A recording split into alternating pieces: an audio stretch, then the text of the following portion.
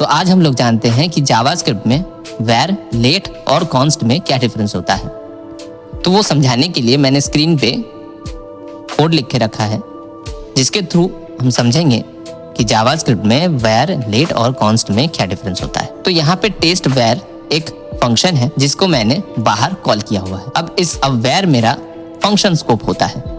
इसका मतलब है कि फंक्शन में where के थ्रू डिक्लेयर किया हुआ कोई भी वेरिएबल एक्सेसिबल होता है। थ्रू आउट द फंक्शन वो एक्सेसिबल है, मतलब फंक्शन के अंदर ही वैलिड होता है।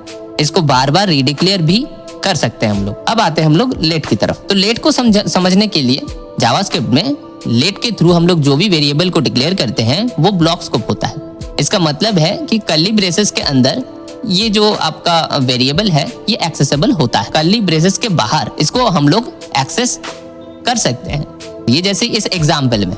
अब हम लोग बात करते हैं कांस्टेंट की।